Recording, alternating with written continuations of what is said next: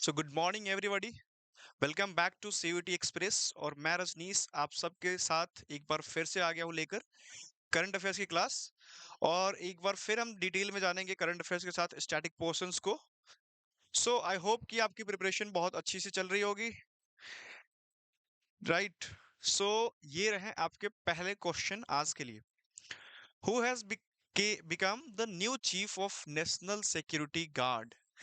नाम जरूर सुना होगा आपने, शॉर्ट फॉर्म में एनएसजी बोलते हैं इसको।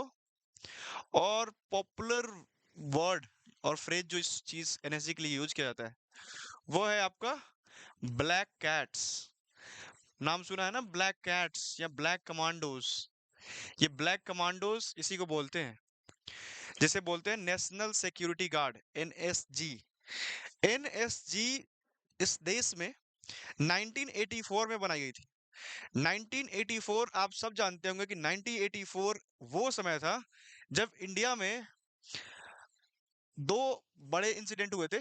एक, इंदिरा गांधी का असैसिनेशन हुआ था, यानी इंदिरा गांधी की हत्या हो गई थी, है ना?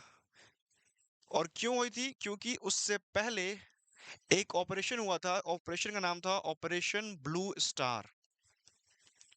ऑपरेशन ब्लू स्टार में आप सब जानते हैं कि जो सिख लोग की धार्मिक आस्थाओं को जो ठेस पहुंचा था, क्योंकि ऑपरेशन ब्लू स्टार से पहले क्या हो रहा था पंजाब में? पंजाब में खालिस्तानी एक्टिविटीज काफी ज्यादा बढ़ गई थी। खालिस्तानी एक्टिविटीज बहुत ज्यादा बढ़ गई थी सब जगह पे। इनफैक्ट बहुत सारे गुरुद्वारों में डिफरेंट रिलीजन के लोगों के लिए बैन हो गए थे। सेम सिचुएशन यहाँ पे भी हुई थी, जिसको बोलते हैं गोल्डन टेम्पल के नाम से जानते हैं, है ना? तो गोल्डन टेम्पल में भी, अमृतसर में, खालिस्तानी लोगों ने कुछ खालिस्तानी लोग अंदर जाके छुप गए थे, जो बेसिकली टेररिस्ट थे। और उन लोगों ने उसको पूरा हाईजैक कर रखा था। तो उसको बचाने के लिए, उस चीज को, उन लोगों को, आई मीन लोगों को रेस्क्यू करने के लिए और उन लोगों को मारने के लिए एनएसजी के कमांडोज भेजे गए थे बीएसएफ के साथ। और उसी ईयर बना था 1984 में ये एनएसजी आपका, ठीक है? सो इस तरीके से आप इसकी हिस्ट्री जान सकते हो। और इसकी अगर हिस्ट्री आप देखेंगे ना, एनएसजी की हिस्ट्री, सो काफी ग्लोरियस रही है। चाहे वो आपने बहुत सारी मूवीज देखी होंगी जिसमें प्लेन हाईजैक होता है, और हुआ है ऐसा, प्लेन हाईजैक हुआ है, जिसके बाद हमारे एनएसजी के सोल्जर्स गए हैं रेस्क्यू करने के लिए। आपने ताज होटल का अटैक देखा होगा, उसमें भी रेस्क्यू करने के लिए गए थे। सो जब जब डिफिकल्ट सिचुएशंस आती है, जहाँ पे लाइक टेररिस्ट एक्टिविटीज बहुत ज्यादा होती है, या कहीं पे भी ऐसा आपको फील होगा कि यहाँ पे हाईजैक हो गई है, सो उस सिचुएशंस में एनएसजी की ट्रूप्स को भेजा जाता है। सो क्वेश्चन यही है कि अभी रिसेंटली एनएसजी के चीफ किसे बनाया गया है, ठीक है? सो ये जो आपका ऑप्शन है वो है नलीन प्रभात। नलीन प्रभात एक सीनियर आईपीएस ऑफिसर है, जिन्हें अभी चार्ज दिया गया है एनएसजी का। सो आई होप कि आपको एनएसजी के बारे में पता होगा कि एनएसजी कब बनी थी। और ये एक आर्म्ड फोर्सेस है, जिसमें डिफरेंट जो सीआरपीएफ, बीएसएफ और आईटीबीपी के सोल्जर्स है, वहां से इंडक्ट किए जाते हैं, ठीक है? और ये सारे सोल्जर्स ट्रेन किए जाते हैं डिफरेंट वे में, ठीक। इन्हें ब्लैक कैट्स के नाम से भी जानते हैं। 1984 में बना था। क्यों बना था? मैंने बताया कि इंदिरा गांधी की हत्या हुई थी, और उस समय जो मेन पर्पस इंदिरा गांधी की हत्या नहीं थी, पर्पस था कि जो टेररिस्ट एक्टिविटीज हो रही है, खालिस्तानी एक्टिविटीज हो रही थी, उस चीज को कर्व करने के लिए, रोकने के लिए, ठीक है? ऑपरेशन ब्लू स्टार के बारे में मैंने आपको बताया। चलिए, नेक्स्ट क्वेश्चन बहुत इंपॉर्टेंट क्वेश्चन है इस ईयर का। आई वुड से कि मोस्ट इंपॉर्टेंट क्वेश्चन है, क्योंकि यहां से क्वेश्चंस आने की प्रोबेबिलिटी, अगर आप लीगल स्टडीज की भी प्रिपरेशन कर रहे हैं, तो काफी ज्यादा बढ़ जाती है। यूजुअल इवन जीटी में भी ये क्वेश्चंस आने के चांसेस बहुत ज्यादा है, क्योंकि आप सबने सुना होगा कि रिसेंटली एलजीबीटीक्यू कम्युनिटीज के ऊपर एक जजमेंट आई थी सुप्रीम कोर्ट में, मैरिज को लेकर के, है ना? क्योंकि उन लोगों का डिमांड था कि मैरिज को बेसिकली उन लोगों को भी राइट्स दिया जाए कि वो लोग मैरिज कर सके, है ना? और भी जो भी बेनिफिट्स होते हैं मैरिज के, मेंटेनेंस के, वो सारी चीजें एक्सरसाइज कर सके। Although supreme court denied, but इस केस में जो चीजें, एक्टिविटीज हुई हैं, जो उसके बाद डेवलपमेंट्स हुए हैं, उसके बारे में जानना बहुत जरूरी है। तो चलिए, पहले इसके बारे में जान लेते हैं, थोड़ा सा डेवलपमेंट के बारे में जान लेते हैं। सुप्रीम कोर्ट ने सुप्रीम कोर्ट ने एक केस थी, उस केस का नाम था सुप्रियो चक्रवर्ती, सुप्रियो चक्रवर्ती वर्सेस यूनियन ऑफ इंडिया, मतलब एक जो पार्टी थी वो गवर्नमेंट ऑफ इंडिया थी और दूसरी जो पार्टी थी सुप्रियो चक्रवर्ती थी।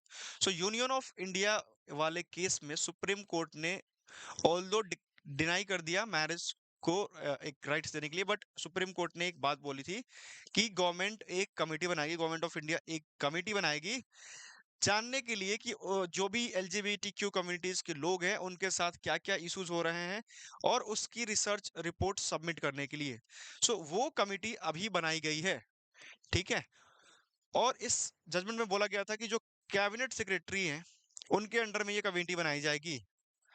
अब मैंने आपके लिए बहुत आसान कर दिया है ये क्वेश्चन। अब आप बताएंगे कि कैबिनेट सेक्रेटरी इन चारों ऑप्शंस में से कौन है ना।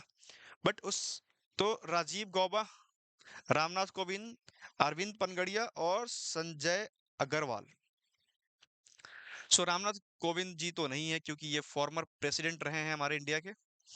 अरविंद पनगड़िया आप जानते होंगे कि ये कौन है, 16th finance commission.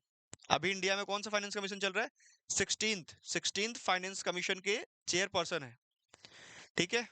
16th finance commission के चेयरपर्सन कौन है, अरविंद पनगड़िया जी। और ये जो लास्ट ऑप्शन है संजय अग्रवाल जी, संजय अग्रवाल जी एयू के, एयू स्मॉल बैंक का नाम सुना है ना, एयू स्मॉल बैंक के founder and CEO and MD भी हैं अभी, ठीक है। तो ये भी नहीं है। राजीव गौबा जी अभी आपके कैबिनेट सेक्रेटरी है और इन्हीं के अंडर में 6 मेंबर्स की ये कमेटी है, बनाई गई है, जो कि अब एलजीबीटीक्यू से रिलेटेड जो भी इश्यूज है उसको देखेगी। अब एक चीज मैं आपको और बता देता हूं, ऑल्दो आप सब लोग जानते होंगे एलजीबीटीक्यू का full form, L stands for lesbian, lesbian मतलब जो कि जो सेक्स फीमेल सेक्स है, फीमेल सेक्स अगर फीमेल सेक्स की तरफ अट्रैक्टेड है तो लेस्बियन। सेकंड होता है आपका gay, male is attracted towards male. Third आता है आपका बाइसेक्सुअल, मतलब one person is attracted towards both sexes, मतलब दोनों तरफ अट्रैक्शन होता है। और टी, ट्रांसजेंडर, ट्रांसजेंडर आप सब जानते ही होंगे। और Q is very important, Q stands for, कई बार क्वेश्चन पूछ लिया जाता है क्वेर, क्वेर एंड प्लस सी। अब आप सब लोगों को लगता होगा कि यार, आप में से बहुत सारे लोगों को ये लगता होगा कि जो जेंडर है वो तो यार सिर्फ दो ही है ना, मेल एंड फीमेल। ऐसा नहीं है, ये दोनों सिर्फ सेक्स है, बायोलॉजिकल आइडेंटिफिकेशन है male and female. Genders are multiverse, I mean बहुत सारे जेंडर्स है। इनफैक्ट मेनी पर्सन से कि अभी थाउजेंड्स ऑफ जेंडर्स हैं। सो क्वेयर की कैटेगरी में वो लोग आते हैं जिन्हें पता नहीं है कि वो आई मीन किस कैटेगरी से बिलोंग करते हैं, whether they fall with in these 4 categories और नॉट। सो उसके बियॉन्ड जो लोग हैं और प्लस और एडिशंस के लिए यूज किया जाता है कि और भी जो भी लोग हैं वो सारे लोग उसमें ऐड हो जाएंगे, ठीक है। सो वो उनके लिए यूज किया जाता है। तो क्वेयर कई बार क्वेश्चन पूछ जाता है कि एलजीबीटी क्यू में क्यू स्टैंड्स फॉर व्हाट, तो क्यू स्टैंड्स फॉर क्वेयर। और क्वेयर क्या है, जिन्हें पता नहीं है कि लाइक वो किस पर्टिकुलर आई मीन जेंडर को से बिलोंग करते हैं, ऑलराइट। और प्लस में से और भी जो जो भी बाकी लोग बचे हैं जिनका नेम नहीं लिया जा सकता है, जिनके बारे में हमने अभी रिसर्च नहीं की है, वो सारे लोग ऐड कर लिए जाते हैं, ऑलराइट। सो आई होप आप ये सारी चीजें समझ गए होंगे, ठीक है। जजमेंट मैंने बता दिया, बहुत इंपॉर्टेंट है, नाम याद रख लीजिएगा, सुप्रियो चक्रवर्ती वर्सेस यूनियन ऑफ इंडिया। और इसमें कैबिनेट सेक्रेटरी के अंडर ये कमेटी बनाई गई है, 6 मेंबर्स कमेटी है। और कैबिनेट सेक्रेटरी कौन है अपने अभी, राजीव गौबा जी, ठीक है। चलिए, moving ahead to the next question, who has written the just launched book just a mercenary, just a mercenary. चलिए थोड़ा बहुत आपको इंग्लिश भी करवा देता हूं। मर्सिनरी जो वर्ड यूज किया गया है, क्या लगता है क्या मीनिंग हो सकती है मर्सिनरी का। मर्सिनरी, मर्सिनरी सोल्जर का नाम सुना है आप लोगों ने। मर्सिनरी वो होते हैं जो सपोज कि जो प्रोफेशनल सोल्जर होते हैं ना, जो कि पैसे के लिए लड़ाई करेंगे। अब बहुत पहले से ये चलता आ रहा है मर्सिनरी सोल्जर्स का कंसेप्ट। सो इन्हें बोलते हैं प्रोफेशनल सोल्जर्स जो पैसे के लिए लड़ाई करते हैं। अगर आप पैसे दोगे उन्हें, ये मतलब नहीं है कि भैया इन उनके अंदर कोई नेशनलिज्म नहीं है कि हाँ मैं इंडिया का हूँ, इंडिया के लिए लड़ूंगा, इंडिया के लिए मरूंगा। उन्हें चाहिए कि पैसे दो और मैं लड़ूंगा, ठीक है, एज सिंपल एज दैट। सो वो उसे बोलते हैं मर्सिनरी, मर्सिनरी सोल्जर। ऑलराइट, सो ये बुक लिखी गई है जस्ट अ मर्सिनरी, बस एक मर्सिनरी। ऑल्दो इसके आगे और भी लाइन्स है ना, बट ये उसका पहला पार्ट है, ठीक है। अब ये बुक किसने लिखा है? Raghuram Rajan ji, former governor of RBI. आपने बहुत सारे नोट्स पे देखा होगा रघुराम राजन। डी सुब्बा राव का भी नाम आपने बहुत सारे नोट्स पे देखा होगा, वो भी फॉर्मर गवर्नर हैं। विमल जालान का भी नाम आपने देखा होगा।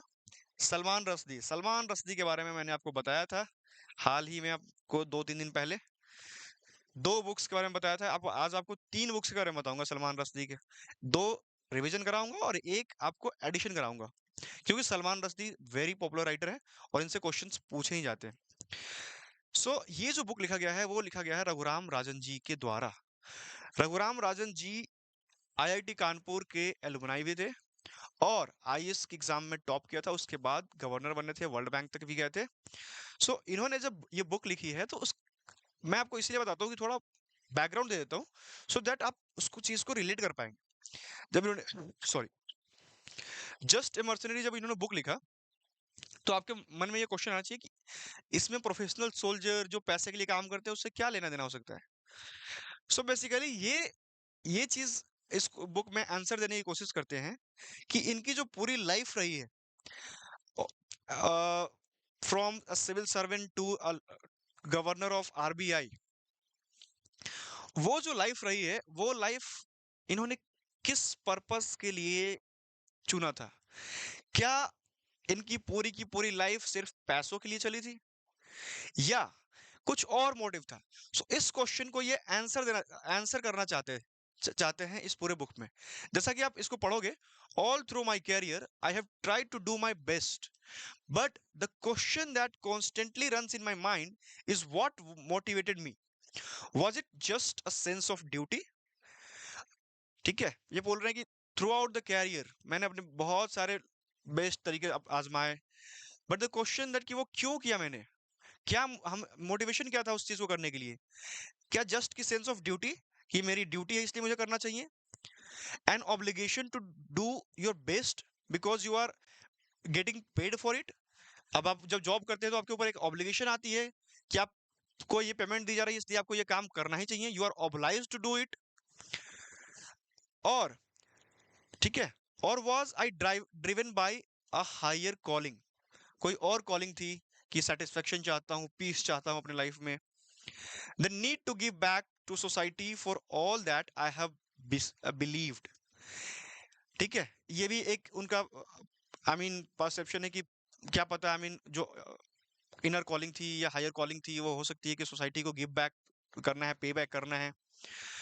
In short was I just a mercenary, क्या मैं सिर्फ एक मर्सिनरी था? और वाज आई मोर? ठीक है, तो वो सारे क्वेश्चंस को आंसर देने की ये कोशिश करते हैं कि क्या इन्होंने किस चीज के लिए वो सारे काम किए। क्या वो पैसे थे, पोजीशंस थी, ऑब्लिगेशंस थी, सोसाइटी को पे बैक करने की मोटिवेशन थी? इसलिए इन्होंने ये बुक लिखा है। चलिए, सो आई होप कि आपको मर्सिनरी वर्ड समझ में आ गया होगा, इस पूरे बुक का कंसेप्ट समझ में आ गया होगा, आप इस चीज को नहीं भूलेंगे। सलमान रश्दी पे वापस आते हैं। सलमान रश्दी की 2 बुक्स मैंने आपको उस दिन बताई थी। One that was Knife, meditations after an attempted murder, meditations after an attempted murder. मैंने जैसे बताया था कि मर्डर नहीं हुआ था, वो एक अटेम्प्टेड मर्डर था। इसलिए इन्होंने ये बुक लिखी है, murder after meditations after an attempted murder. और दूसरी जो बुक मैंने आपको बताई थी जिसके लिए इन्हें ये चाकू घोंपा गया या स्टैब किया गया, वो था आपका सैटेनिक वर्सेस। सैटेनिक वर्सेस की भी मैंने कहानी बताई थी उस दिन कि ये वो बुक थी जिसकी वजह से काफी सारे मुस्लिम लोगों को अ, जो जो भावनाएं हैं उसको ठेस लगी थी, और बहुत डीपली ठेस लगी थी, इसलिए उन बहुत सारी जगहों पे फतवा भी निकाला गया था। एक बहुत इंपॉर्टेंट और बहुत प्यारा सा बुक है जो मैं आपको आज बताने वाला हूँ कि इसे भी याद रख लीजिएगा। कई बार क्वेश्चंस को एलिमिनेट करने में हेल्प करती है। कई बार आपको क्वेश्चंस दे दिया जाएगा कि रघुराम राजन जी की कौन सी ये बुक है, 4 ऑप्शंस देंगे, 3 किसी दूसरे ऑथर्स के होंगे, तो आपको उस समय ये चीजें हेल्प करेगी। ठीक है, मिडनाइट चिल्ड्रन उस बुक का नाम है, मिडनाइट चिल्ड्रन, आधी रात और बच्चे। ठीक है, सो मिडनाइट चिल्ड्रन इनकी एक अनदर नॉवेल है। I hope now, when was national civil services day? अभी हमने आईएएस की बात की, रघुराम राजन जी की बात की, अभी कुछ दिन पहले यूपीएससी का रिजल्ट भी आया है।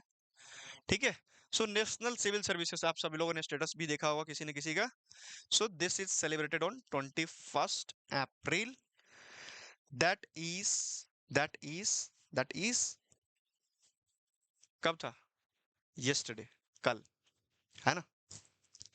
चलिए, which Indian bank has been included in S&P's top 50 Asia Pacific banks? ये बहुत इंपॉर्टेंट क्वेश्चन नहीं है, बट फिर भी आप इसको देख लीजिए। S&P's top 50 Asia Pacific banks, कभी कभी भी अनप्रिडिक्टेबल क्वेश्चंस आ जाते हैं, इसलिए मैंने इस क्वेश्चन को पिक किया है। सो इसमें 3 बैंक्स को बेसिकली चूज किया गया है, 2 प्राइवेट एंड 1 गवर्नमेंट। आईसीआईसीआई इसका राइट आंसर है। इसके साथ साथ एचडीएफसी एंड आपके एसबीआई को चूज किया गया है इस पूरे S&P top 50 Asia Pacific banks के लिए। सो आई होप आपने ये सारी चीजें अच्छे से समझ ली। Thank you very much for watching us. और ये रहा अपना सीयूटी एक्सप्रेस का चैनल, टेलीग्राम चैनल, जहां आप ज्वाइन करके ये पीडीएफ ले सकते हैं, और साथ ही साथ डिफरेंट टाइप्स के क्विजेज जो आते हैं वो भी आप फ्री में अटेम्प्ट कर सकते हैं। सो इसके साथ आप हमारे यूट्यूब जो चैनल है प्यारा सा, जहां आप हमें सुनते हैं, जहां आप डेली करंट अफेयर्स पाते हैं, और डिफरेंट मैराथन्स आजकल डेली हो रहे हैं, सो आप उस चीज की नोटिफिकेशन सबसे पहले आप तक पहुंचे, इसके लिए सब्सक्राइब करके बेल आइकन दबाना मत भूलिएगा। ठीक है, so thank you very much for watching me, listening me.